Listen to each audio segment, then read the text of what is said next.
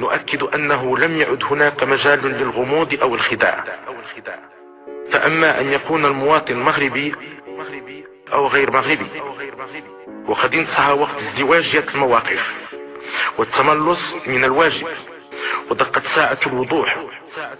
فأما أن يكون الشخص وطنيا أو خائن.